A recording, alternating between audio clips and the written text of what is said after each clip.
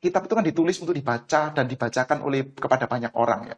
Jadi kita bisa asumsi bahwa semestinya sebagian besar orang itu bisa mengerti kalau memang punya kerendahan hatian, lalu kemauan untuk mengerti gitu. Dan kemauannya bukan sekedar karena kita tunduk taat, tapi karena memang itu memberikan pada kita cara hidup, cara pandang terhadap dunia dan terhadap segala sesuatu secara sangat relevan.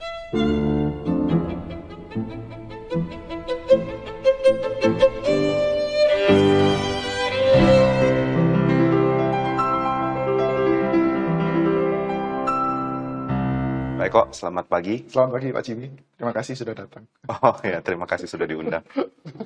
Pak Eko, di STT itu Bapak mengajar Perjanjian Baru kebanyakan ya? Ya kebanyakan, baru 2 semester sih. Oh iya, oke. Surat-surat Paulus. Ya kemarin surat Paulus 2 kalau saya tidak salah namanya. Pokoknya dari Filipi sampai 2 Timotius. Itu paksaan karena pressure harus mengajar atau memang pilih itu, Pak? Ada beberapa pilihan gitu, ada beberapa pilihan ya dari yang tersedia saya rasa itu yang paling oke untuk saya. Karena memang ada interest di studi Perjanjian Baru atau bagaimana? Iya, dalam hal ini sih memang ada interest secara khusus di Perjanjian Baru, lalu juga kalau mata kuliah Biblika itu lebih kena sama, kalau untuk konteksnya saya sebagai pendeta jemaat ya, karena kita mengkhotbahkan Alkitab kan. Jadi persiapannya somehow bisa rada barengan begitu. Iya. Lalu bisa muncul ketertarikan itu gimana, Pak? Kalau awal-awal ketertarikan terhadap apa? Alkitab itu, terhadap Perjanjian terhadap studinya maksudnya, terhadap studi lebih dalam mungkin atau? Sebetulnya pertama-tama itu melalui stris ya. Kalau boleh jujur sih ketertarikan saya terhadap Alkitab itu sendiri, terhadap Perjanjian Baru specifically, itu melalui kelas stris sih. Stris itu Sekolah Teologi Kaum Awam di Surabaya ya? Iya, waktu itu yang ngajar pendeta Hendri Ongko Wijoyo. Jadi kalau ada orang yang tanya kenapa kok ketertarikannya ada khusus ke PB dan bukan PL dan bukan sistematik, itu alasannya sih nggak terlalu rohani sih, alasannya karena pas yang ngajarnya bagus waktu itu jadi tertarik saya. Gitu. Terus apa yang, ya oke, pertama karena menarik, tapi kan nggak mungkin hanya karena pengajar menarik, tapi bahan nggak menarik, orang bisa tertarik tuh. Betul, ya karena pengajar itu menunjukkan kalau ternyata Alkitab itu menarik. Saya pikir itu pertama kali loh saya merasakan kalau baca Alkitab itu ternyata menarik, ternyata indah, satu hal yang literaturnya kita bisa kepengen tahu lagi begitu. Sebelumnya saya berasa sebagai orang Kristen tuh kalau ke gereja gitu atau mendengarkan khotbah, saya merasa pada waktu itu sebagai orang Kristen yang sudah bertobat ya, orang Kristen yang baik gitu. Memang ini adalah satu buah kegiatan yang harus dilakukan oleh anak-anak Tuhan, beribadah ke gereja, menyanyi, berdoa, mendengarkan khotbah. Tapi saya tidak pernah mendapatkan unsur yang menarik dari situ. Tapi ya banyak orang akan berpikir ya memang begitu, ada ketekunan, mesti lakukan, suka nggak suka. Gitu. Iya, ya itu di satu sisi kan memang kita perlu untuk punya perseverance seperti itu ya. Cuman buat saya masalahnya itu tidak menggambarkan kekristenan yang asli. Karena kekristenan yang asli itu juga indah. Ya. Sempat tadi waktu sebelum kita mulai, Pak Eko sempat mention bahwa dunia ini menarik dan kekristenan nggak menarik gitu. Jadi susah untuk kekristenan memberikan pengaruh ke orang jadinya. Iya, kalau dari perenungan saya pikir ya, orang-orang mungkin seumuran kita di sini atau orang-orang atasnya kita, itu kan banyak dilatih untuk melihat bahwa hidup itu bukan semata-mata bersenang-senang, Anda harus berjuang dan lain sebagainya. Jadi ketika kita bertemu dengan hal yang berat, hal yang sulit, itu seperti kayak, oh ya ini satu hal yang biasa, ini taken for granted lah seperti ini. Cuman untuk generasi di bawahnya kita, itu kan mungkin apa ya, banyak diajarin untuk hidup untuk bersenang-senang dan lain sebagainya. Tentu itu tidak benar, tetapi jenis kekristenan yang disajikan dengan ini adalah ketekunan, sangkal diri, pikul salib, meskipun itu betul ya, tetapi kalau unsur menariknya itu tidak disajikan jadi susah kena. Padahal Kristianitas juga adalah hal yang menarik gitu. Ya seperti kalau kita baca di bukunya Calvin ya, di bagian awal dia sangat sajikan menariknya pekerjaan Tuhan. Pekerjaan Tuhan bukan cuma berfungsi tapi juga menarik. Meskipun di bagian lain tentu ada juga mengenai sangkal diri, pikul salib. Nah, unsur menarik apa Pak yang Bapak lihat di Perjanjian Baru? Waktu itu sih saya pertama kali mendapati Alkitab itu adalah satu buah literatur, di mana menyajikan kepada kita gambaran tentang penghayatan terhadap Yesus dari Nazaret yang melakukan ini dan itu di dalam kehidupannya dia, yang menyajikan eh, faset penghayatan hidup yang mendobrak, lalu berani, lalu ya indah ya kaya ya. Ketimbang sekedar kita diajarin kalau pada waktu hari Minggu eh, mendengarkan nasihat-nasihat yang benar, nasihat-nasihat rohani yang benar, tapi apa ya? Alkitab sebagai satu buah literatur yang ada dramanya, Hmm. ada pergulatan di baliknya, itu nggak betul-betul dinyatakan gitu. Jadi ya seperti kita menikmati literatur pada umumnya bisa diterapkan juga dalam menikmati Betul, Alkitab. betul. Menurut saya itu salah satu lag yang besar sekali dari Hmm. gereja Tuhan saat ini ya mungkin. Dan juga demand-nya dari pasar ya, jemaat ya. Mereka dalam ke gereja itu kalau mendapatkan penyajian kitab suci yang pure gitu rasanya kayaknya mereka nggak cari itu tuh. Banyak orang-orang Kristen yang ke gereja itu cuman sekedar mencari nasihat-nasihat rohani. Sudahlah, kamu kasih tahu saya aja bagaimana caranya hidup yang benar sebagai orang Kristen yang baik, begitu. Tapi nggak terlalu mau peduli. Misalkan ya Yohanes sebetulnya nulis apa, Paulus itu ngomong apa kepada siapa dan kenapa, lalu pengaruhnya terhadap hidup apa itu sudah nggak terlalu ada pedulinya gitu. Hmm. Pak Eko bisa bicara begini karena mungkin Pak Eko juga alami ya, sebelum dan sesudah gitu. Betul, betul. Nah cuman saya kan termasuk generasi lama. Jadi buat Oh. saya tidak menarik itu nggak apa-apa. Hmm. Tapi menurut saya itu problem karena itu bukan gambaran kekristenan yang asli. Hmm. Ini salah satu problem besar buat saya kalau orang mendapati kekristenan itu kita pergi ke gereja, tidak mengharapkan apa-apa, tidak dapat apa-apa, dan nggak apa-apa. Sama sekali. Udah bertahun-tahun ke gereja kayaknya ya nggak apa-apa. Gitu. Nggak expect apapun dan nggak kecewa terhadap apapun dan nggak bertumbuh juga. Iya, iya, iya. Pak Jimmy merasa begitu nggak sih? Ya ada, mungkin saya lebih, nggak tahu, saya jiwanya lebih muda kali. Memang cari yang menarik dari dulu ya? Ya saya lebih gampang untuk akhirnya nggak ke gereja sih. Ada masa di mana saya benar-benar nggak mau ke gereja akhirnya sama sekali. Oh, Lalu ketika akhirnya ditarik ke gereja sama teman-teman juga, saya dapatkan gereja yang bagi saya hiburannya hiburan remeh begitu. Jadi nggak terlalu cocok juga, saya nggak ngerti.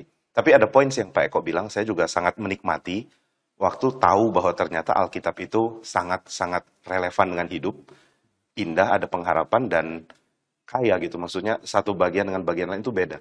Saya ingat saya baca Lukas, dan saya sangat sangat senang. Meskipun banyak hal nggak ngerti, tapi saya senang bacanya. Lalu baca Yohanes, lalu saya menemukan satu hal, kok beda ya? Dua ini kok beda? Dan ya saya pikir harusnya kan sama, tapi kemudian saya mulai mulai ya dari baca buku dan lain-lain, mulai sadar bahwa beda ini kaya loh. Lalu kalau misalnya kami kita semualah orang Kristen mau mendalami dan menikmati dunia perjanjian baru, Pak Eko akan sarankan kita mulai dari mana, Pak? waduh, ini tidak mudah buat saya ngomong karena saya tidak betul-betul mendalami satu demi satu kitab ya. Tapi dari yang saya sangat banyak tertarik itu Injil Yohanes mungkin. Oh, mungkin lebih ke boleh bilang metode atau maksudnya apa yang harus kita lakukan waktu baca sehingga kita bisa belajar tertarik gitu. Oh ya ini baik ya. Saya pikir yang pertama jangan berpikir kalau kita tahu. Hmm. Karena sebagian besar di antara kita itu mungkin tidak tahu. Pengetahuan kita itu sangat sedikit, mengingat kita juga sebetulnya banyak yang nggak terlalu kepingin tahu. Jadi jangan berasumsi kalau kita sudah tahu, begitu aja. Jadi datang, ekspektasi kita yang sebetulnya itu kita pikir pasti begini, itu kita coba taruh dulu, lalu kita coba lihat dulu itu. Isinya apa. Kesalahan dari apa namanya ya? Kesalahan dari merasa sudah tahu, akhirnya apa yang kita tahu juga nggak bertumbuh. Kita cuma baca yang kita tahu lagi dari Alkitab ya. Betul, kita baca apa yang kita kepengen tahu. Kepengen tahu. Bukan, sorry. Kita membaca sesuatu yang akhirnya kita konfirmasi dengan apa yang kita kepengen Alkitab itu ngomong apa, begitu. Oke. Dan akhirnya kita dapat konfirmasi dari cara baca kita. Iya. Ya, akhirnya sudah dapat apa-apa lagi gitu. Nggak bisa lihat lagi surprise-nya. Nah, setelah datang dengan kesadaran kita tidak tahu, lalu apa, Pak? Dibaca aja ya. Dibaca. Tapi terus juga ini sih, di sisi yang lain perlu menyadari juga bahwa Alkitab itu adalah satu buah literatur yang tidak hadir di zaman kita. Kita perlu menyadari ada gap yang besar sekali antara hidup kita sekarang dengan literatur pada waktu itu. Oleh karena itu, kita perlu rendah hati untuk meminta tools lah ya, alat untuk mengerti lah. Jadi bagaimana sih sebetulnya kita membaca literatur-literatur pada zaman itu, dan bagaimana sih kita membaca literatur khusus, misalkan ya tulisannya Markus itu seperti ini, tulisannya Lukas itu seperti, kayak kita dengerin atau lihat review film mungkin ya. Kadang-kadang kan kita bisa lebih mengerti, Easter eggs-nya bisa kelihatan gitu. Kalau kita lihat review ini, ternyata ya tokoh ini muncul, ada gestur begini, dan setelah kita lihat filmnya kita jadi lebih bisa ngerti begitu. Waktu belajar di STRIS itu, Pak Eko dapat apa, Pak? Yang tools atau apa tadi Bapak bilang, cara yang kita juga bisa terapkan sama-sama waktu baca Alkitab? Toolsnya sih waktu itu bukunya Herman Ridderbos ya, Teologi Paulus, Pauline Theology, karena kelasnya kelas Pauline Theology ya. Ya pada waktu itulah saya itu pertama kali bisa melihat ada, oh ternyata Paulus itu punya sistematik teologinya sendiri ya. Dan dalam hal ini mungkin bisa berbeda sama pemikirannya penulis yang lain ya. Gitu ya. Caranya dia misalkan mengerti daging gitu ya. Caranya dia untuk mengerti Allah gitu ya. Atau pemakaian kata kebenaran gitu ya di dalam Paulus itu seperti apa, lalu di dalam penulis yang lain seperti apa. Nah itu baru pertama kali dibukakan. Sebelumnya ya pokoknya kalau ngomong kebenaran ya kita semua kan kenal ya dengan kata itu ya. Itu kan kata cukup umum ya. Tapi tidak tahu kalau dipakai sama Paulus seperti apa, dipakai sama Yohanes seperti apa, dipakai sama Yakobus seperti apa gitunya. Tapi sebagian orang mungkin akan mengatakan begini, ini sebagian orang saya nggak tahu benar apa nggak, tapi kemungkinan orang akan bilang makin belajar, makin membuat teologi itu seperti mainannya kaum terpelajar, sedangkan kami yang nggak terpelajar nggak bisa ke situ, jadi ini terlalu ngawang-ngawang atau bagaimana? Pak Eko akan jawab bagaimana kalau orang bilang begitu?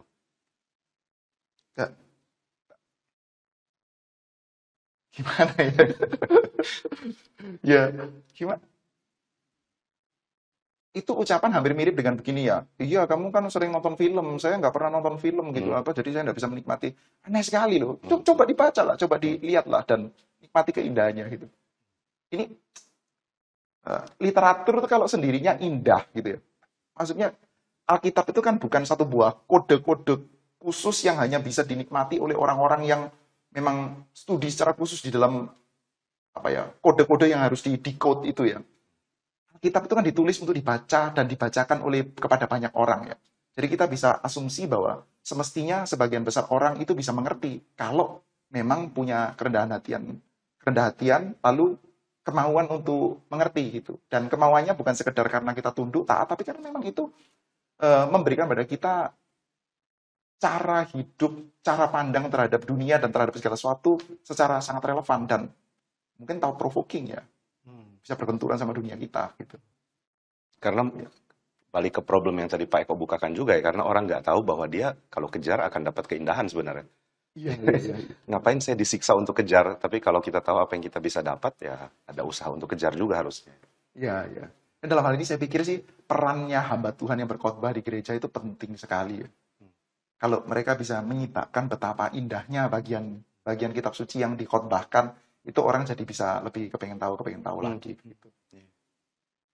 Itu yang saya dapatkan dari Pak Jimmy. Mana Kalau mungkin, mendengarkan Pak Jimmy khotbah gitu. Jadi kepengen tahu, iya ya ini ya gitu. dari Pak Henry lebih cocok, Pak. Kalau perjanjian baru. Kalau sejarah ya dari Pak Jimmy gitu. Pak Jimmy ngajar sejarah ya di STRI. Ya, saya ngajar sejarah. Sejarah apa aja, Pak? Saya ngajar sejarah gereja umum dan juga sejarah gereja Indonesia, Pak. Oh, sejarah gereja umum dan itu dua-dua paralel ngajarnya barengan gitu. Saya lupa, tapi kayaknya semesternya beda. Oh. Apa yang paling menarik menurut Pak Jimmy? Kenapa Pak Jimmy pilih itu? Agak mirip sih dengan yang Pak Eko dapatkan di dunia perjanjian baru, bahwa ternyata ada dunia yang beda dengan kita karena waktunya sudah jauh beda. Dan mereka menggumulkan hal yang sekarang kita udah dapat sebagai kesimpulan, Pak. Jadi kita sudah simpulkan ini benar dan kadang kita kurang hargai karena kita sudah dapat sarinya begitu. Tapi waktu itu disimpulkan, waktu itu dipelajari, waktu itu digumulkan, itu sebenarnya prosesnya sangat membuat kita yakin, oh ternyata memang ini kesimpulan yang benar. Tentang misalnya Tritunggal, tentang Yesus itu Allah yang menjadi manusia, itu kan bukan tiba-tiba ada orang dapat inspirasi langsung tulis teologinya dan jadi kan. Ini perdebatannya panjang, pergumulannya panjang. Iya. Kadang menyebalkan ya, orang itu, jemaat itu kalau nggak di-challenge itu kadang-kadang nggak bisa tahu gitu. Mereka itu pikir bahwa saya baca teks ini saya tahu bahwa Yesus itu Allah yang menjadi manusia. Saya baca teks ini saya tahu Allah Tritunggal. Enggak begitu gitu padahal ya. Ada proses sejarahnya yang panjang gitu ya. Ya. Kalau menurut Pak Jimmy, bagaimana kita bisa lebih menghargai berbagai macam doktrin tersebut ya, dengan kita sekarang memegang formulasinya yang sudah pakem, sudah baku begitu, dengan kita melihat prosesnya di dalam sejarah. Kira-kira yang sangat membedakan apa? Kalau kita belajar, kadang-kadang kita bisa melihat perbedaan dari misalnya posisi dari satu aliran teologi tertentu dan aliran teologi lain, itu sebenarnya ada perdebatan yang make sense, gitu.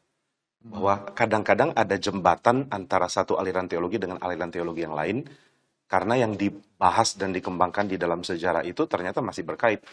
Misalnya tentang, ya contohlah tentang bagaimana orang Kristen harusnya menikmati perjamuan kudus, gitu ya. Ya, satu aliran teologi menekankan satu aspek, sedangkan aliran teologi lain menekankan aspek lain. Nah, waktu kita telusuri jalurnya, ternyata masih ada ketemunya nih. Kita jadi belajar juga untuk lihat bahwa ternyata aliran teologi kita bisa belajar dari aliran teologi lain. Nah, cuma masalahnya kan kalau kita nggak belajar dari perkembangan sejarah, kita akan terlalu luas ambil segala jenis aliran yang harusnya nggak bisa dibilang teologi Kristen, lalu dimasukkan juga gitu. Tanpa sadar aliran yang sebenarnya jelas-jelas secara pergumulan, secara argumen itu menyimpang sekali dari Alkitab, malah kita masukkan gitu jadi. Jadi di satu sisi kita bisa mendapatkan keluasan sehingga mentalitas kita nggak kayak supporter sepak bola ya. Ya betul. Kalau pengagumnya AC Milan nggak bisa menikmati apapun saja yang ada di dalam Inter Milan. Iya. Tapi di sisi yang lain juga kalau tidak mendalami bisa-bisa ngomongnya ekumenis tapi masuk nggak karu-karuan ya. Iya, saya pikir begitu. Mungkin ada contoh nggak Pak Jimmy? Bagaimana kita bisa belajar keluasan dalam hal ini aja deh, perjamuan kudus begitu. Keluasan tapi sekaligus juga nggak kebablasan gitu melalui belajar sejarah itu tadi. Kalau kita cuma lihat dari perdebatan kan kita akan bilang misalnya dalam perjamuan kudus ada kehadiran Tuhan Yesus yang seperti apa nih yang harus dipahami. Lalu kita akan bikin kubu misalnya Zwingli bilang begini, lalu Calvin bilang begini, dan kita nggak mendalami. Akhirnya kita cuma lihat perbedaan dari Zwingli kah, Luther kah, atau Calvin. Tapi waktu kita pelajari ternyata ada orang-orang yang dalami kehidupannya Zwingli, kehidupan Calvin, baca teks mereka baik-baik. Lalu mereka berikan argumen, oh ternyata posisi ini make sense loh kalau dilihat dari sudut pandang itu. Umpama tentang mengingat perjamuan kudus ini kan Luther sangat anti, terus Calvin kayaknya agak bingung anti atau enggak gitu. Nah waktu kita dalami posisi Zwingli misalnya, ya ternyata dia kadang-kadang digebuk berlebihan gitu. Ternyata cara dia memandang tentang remembrance, tentang mengingat itu nggak langsung antitesis, nggak langsung bentur dengan apa yang aliran lain percayai begitu. Mungkin kita juga agak perlu pelajari di dalam konteksnya ucapannya Luther yang sering di-quote itu apa? Saya lebih baik minum darah beneran daripada iya betul. Gitu ya. Jadi apa kita sudah gebukin Zwingli secara terlalu berlebihan ya mungkin ya. Ya atau terlalu embrace dia berlebihan juga. Oh iya. Jadi di situ ya pentingnya belajar ya supaya kita tidak embrace secara berlebihan kalau sampai akhirnya nanti memandang sakramen itu tidak ada presence of Christ kayak begitu ya. Salah satunya.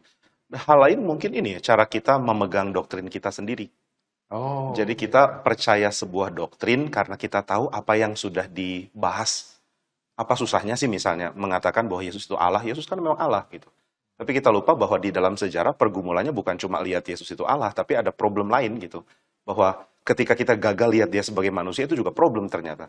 Nah kalau di konteks kita yang bicara dengan saksi Yehova, kita berdebat dengan mereka atau beda pendapat dengan Islam, itu kan akan membuat kita menekankan kealahan Yesus tentunya. Tapi kita nggak tahu bahwa di dalam masa yang lalu ada problem lain, yaitu ajaran yang nggak mau terima Yesus itu manusia. Begitu. Dan di dalam studi sejarah itu kita bisa lihat kenapa kok orang-orang di masa itu mereka berdebat sampai berdarah-darah gitu ya. Untuk menekankan posisi yang sekarang kita punya gitu ya. Supaya kita nggak taken for granted juga gitu ya Pak. Iya, ada perjuangan berat untuk dapat kesimpulan yang kita dapat. Ya. Kalau sejarah Indonesia Pak Jimmy? Oh ya, kalau boleh jujur ini terpaksa. Tapi setelah saya studi ya saya sangat menikmati ya.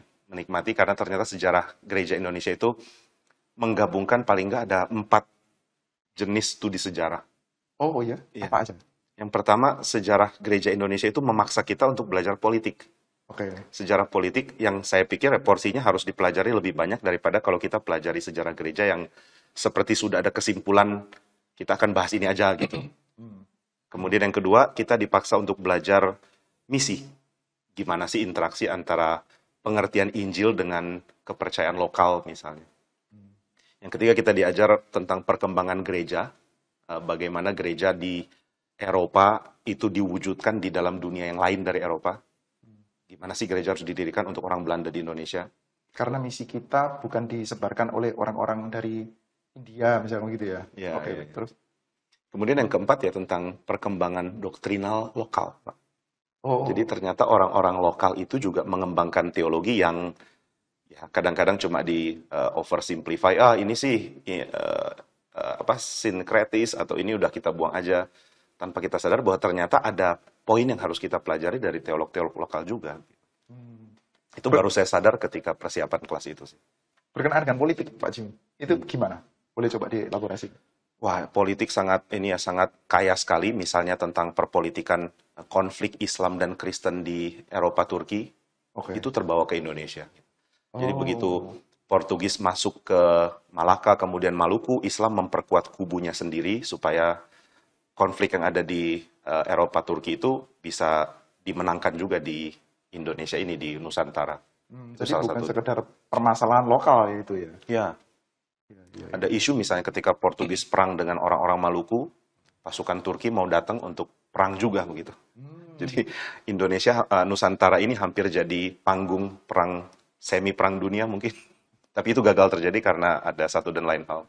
Perang salib yang kedua. Atau perang dunia aja gitu. Iya, iya. Lalu bagaimana ketika kita mempelajari studi sejarah Indonesia tersebut membuat kita semakin bisa menghargai konteks kegerejaan saat ini, Pak Jimmy? Di Indonesia maksudnya. Dalam perkembangannya sih kalau saya lihat, karena ada masa di mana perkembangan gereja itu begitu luar biasa. Di Indonesia. Di Indonesia. Oke. Di Maluku pernah terjadi, di Sumatera terjadi, dan di Sulawesi Tengah dan Sulawesi Utara terjadi. Jadi ribuan bertobat, bahkan belasan sampai puluhan ribu. Bukan cuma bertobat sekadar pindah gereja ya, seperti yang mungkin fenomena kita banyak saksikan sekarang. Tapi benar-benar pindah kepercayaan. Dan itu kan sesuatu real yang terjadi yang kadang-kadang kita sebagai pewaris tradisi nggak sadar. Dulu ternyata gereja saya pernah mengalami kebangunan besar misalnya. Di daerah ini nggak ada orang Kristen satupun. Dan di dalam waktu berapa belas tahun jadi berapa puluh ribu begitu. Nah, hal-hal itu sih yang saya pikir harus kita ingat gitu. Kalau Tuhan pernah bekerja dengan cara yang sangat besar pada waktu itu, kita juga bisa harap sebenarnya bahwa hal-hal seperti itu bisa terjadi lagi. Iya, iya. Saya tertarik juga dengan tadi Pak Simi bilang tentang doktrin-doktrin lokal ya, yang dalam hal tertentu kita perlu untuk pertimbangkan secara serius gitu. Meskipun mungkin juga ada hal-hal yang sinkretis gitu ya. Itu apa-apa saja, misalkan contohnya Pak. Ya enggak semua lah. Ada kesulitan, ya silakan Pak. Kok saya yang mempersilakan. Ada kesulitan mempelajari karena banyak tulisan dan literaturnya itu justru bahasa Belanda. Oh ya? Atau bahasa Jawa pun, saya nggak tahu Jawa abad 20 awal mungkin ya. Oke. Tapi dari apa yang sudah diinggriskan ya, saya menemukan bahwa beberapa teolog kita itu mempunyai concern, punya kerinduan untuk melihat pengharapan lokal itu sebenarnya jawabannya itu di Kristen. Pengharapan hidup bisa damai, pengharapan nanti semua akan baik-baik saja, begitu. Nah, jadi mereka coba susun teologi yang memberikan sudut pandang itu dari Kristus. Gitu. Kristus ini adalah yang akan bikin kamu lebih tenang dalam pengharapan kerajaannya datang. Cuma itu dibagikan di dalam konteks yang agak unik karena mungkin itu bukan pergumulan dari Eropa atau Belanda dengan cara yang spesifik ada di Indonesia misalnya. Seperti siapa? Ada jemaat di GRI yang tulis buku tentang Kiai Haji Tunggul Wulung, Iya. Pengharapan Ratu Adil, seperti kayak begitu ya Pak? Iya, betul. Tunggul Wulung salah satu yang cukup dominan dipelajari di dalam sejarah. Iya. Kalau berkenaan dengan gereja-gereja saat ini, kontur gereja-gereja di Indonesia saat ini ya, itu bagaimana kita menghayatinya Pak?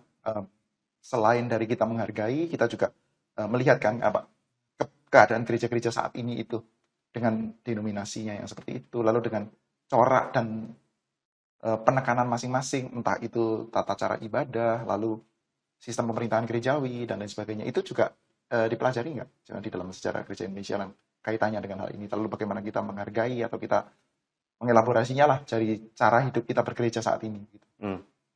Ada beberapa aspek sih yang bisa dikaitkan. Misalnya kita bisa melihat bagaimana gereja di akhir abad 19 dan awal abad 20 itu berusaha untuk dapat tempat sebagai bagian dari eh, Indonesia gitu ya. Jadi berusaha untuk membuat gereja itu mempunyai kebijakan yang juga searah dengan pergumulan di Indonesia. Misalnya di abad 19 akhir kan ada pergumulan dengan dengan kebijakan Belanda yang lebih ramah ke Indonesia karena merasa bersalah sudah banyak ambil sumber daya dan penindasan, jadi mereka bertindak lebih ramah, lebih baik, memberikan banyak dorongan untuk gereja bisa berkembang, dana juga dikucurkan gitu. Tapi diresponi dengan cara yang sangat kasihan gitu, bahwa kita menjadi gereja yang akhirnya nggak berkembang, nggak memikirkan gimana tujuan awal gereja ini jadi gereja Indonesia itu terjadi gitu. Nah, di saat yang sama kan waktu kita pelajari sejarah, kita juga lihat misalnya gerakan dari Islam di awal abad 20. Mereka melihat gereja banyak disupport dari luar, sehingga mereka merasa perlu untuk mengembangkan agama Islam dengan cara yang penting juga nih. Karena kalau gereja disupport dan berkembang, Islam juga harus melakukan usaha untuk berkembang kan.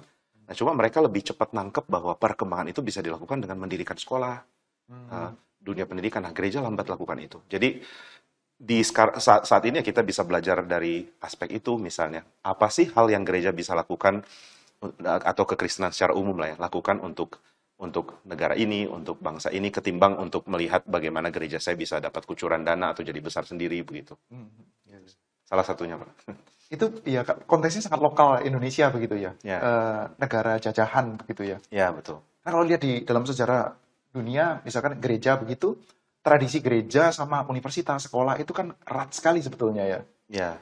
Justru ada konteks lokal, penjajahan, dan lain sebagainya begitu yang bikin pemikiran-pemikiran yang tertentu ya, mentalitas tertentu begitu dari orang-orang jajah. Kadang kita belajar hal baik dari sejarah, kadang kita belajar jangan lakukan hal yang sama gitu.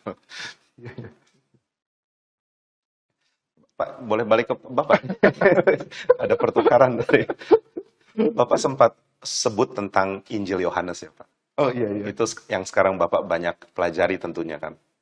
Ya. Boleh cerita Pak, apa yang kita bisa harap untuk nikmati dari Injil ini? Saya pikir Yohanes itu seorang penulis yang dramatis ya, dan caranya dia memasukkan teologinya di dalam bentuk drama itu buat saya asik sekali gitu. Teori tentang Injil Yohanes kan banyak ya, dan dari berbagai macam teori itu kita bisa lihat, kalau dibaca dari sudut pandang ini kayaknya menarik sekali gitu. Ya begitu sih, karena ya apalagi kalau kita ngomong Injil ya, kalau surat itu kan memang bukan tidak penting, tapi tempatnya kan kecil ya. Kalau Injilnya dia kan memang masif ya, lebih dari 20 pasal begitu. Tempatnya dia untuk neko-neko itu banyak gitu. Jadi waktu dia mau present dia punya teologi melalui cara drama yang dia tulis itu dia bisa menulisnya dengan dramatik ya, dengan dramatis ya. Ada visual effect-nya. Aduh bagus. Yang Bapak sedang tulis sekarang bagian apanya Pak yang dikonsentrasikan? Oh, kalau saya sih eskatologi. Oh, Ya, eskatologinya Yohanes. Ya, kita tahu kalau di perjanjian baru, kita semua percaya, orang-orang reform kan percaya already and not yet ya. Cuman bagaimana Yohanes menampilkan already-ness-nya itu menurut saya challenging gitu ketika dikaitkan sama konsep Roh Kudus secara spesifik parakletos ya. Gitu. konsep Roh Kudus yang adalah parakletos dan eskatologi itu bagaimana maksudnya Pak? Ya. Boleh jelaskan Pak?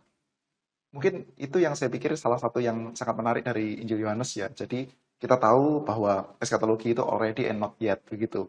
Tapi caranya Yohanes mempresentasikan already and not yet-nya dengan kaitan antara Roh Kudus dan pemberian Roh Kudus ya, turunnya parakletos bagi gereja, bagi jemaat itu menurut saya entertaining dan sekaligus challenging gitu.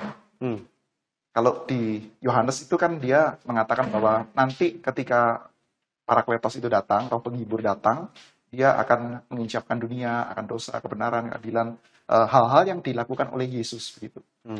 Well, maksudnya gini,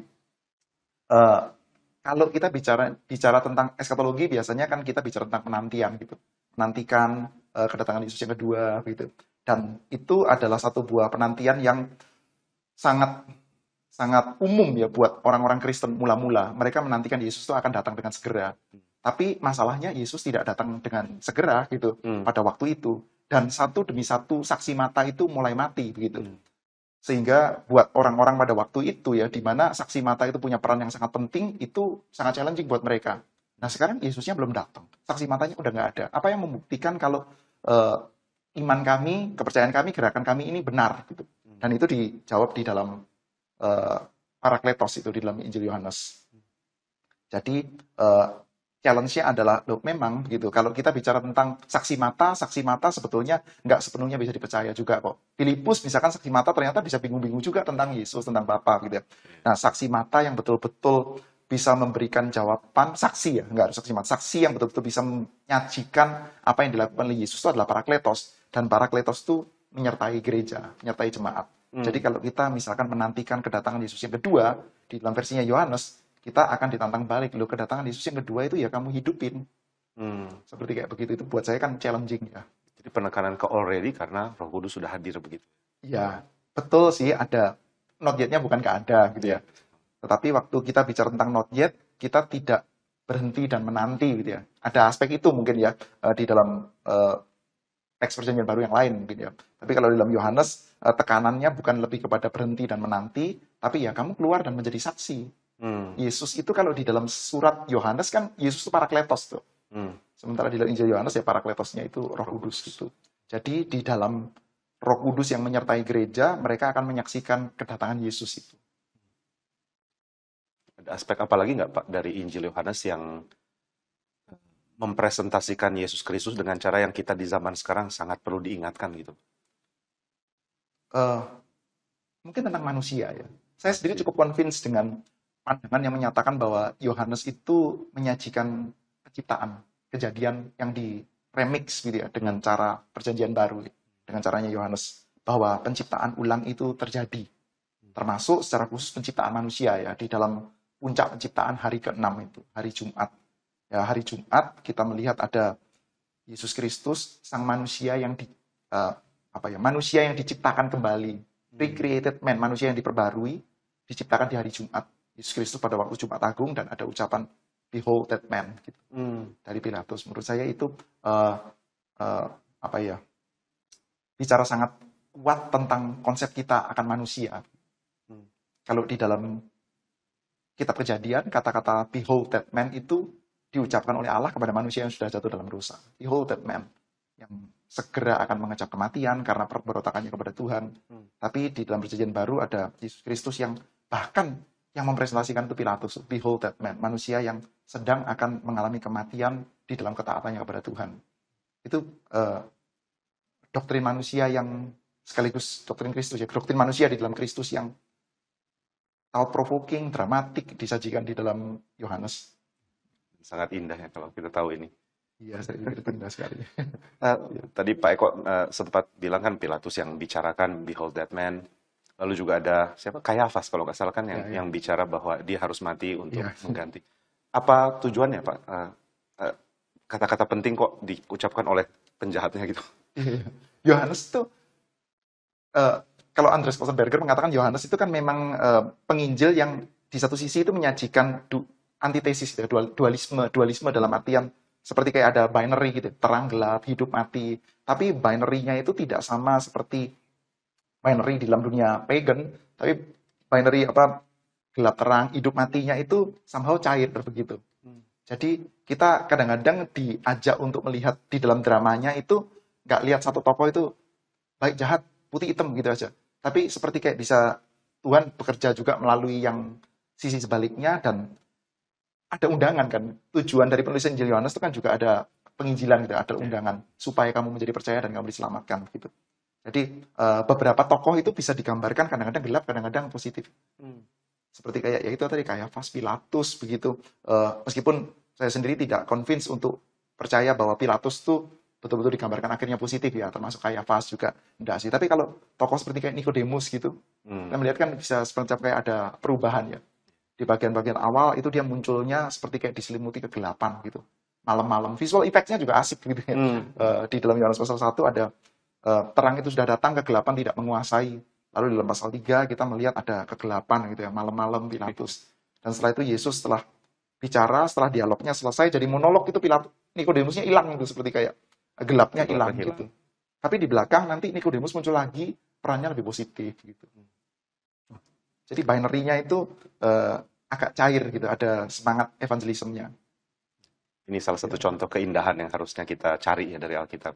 Iya. Dan ini baru satu buku. Buku-buku lain punya keunikan masing-masing lagi yang Betul. kalau kita gali lebih dalam lagi. Betul. Khususnya kalau kita benturkan dengan apa yang selama ini kita pikir kita sudah tahu. Saya tahulah Kristen masih tentang ini. Tapi ternyata Paulus ternyata ngomong ini ya. Ternyata Yohanes ngomong ini ya. Kalau kita tidak berasumsi bahwa kita sudah tahu. Pak Eko, waktunya sangat pendek, jadi harus banyak hal yang harusnya bisa digali, tapi karena waktu ya, terima kasih untuk semua yang sudah Terima kasih banyak disampaikan. Pak Jimmy sudah Tuhan datang. berkati. Thank you. Tuhan berkati Pak.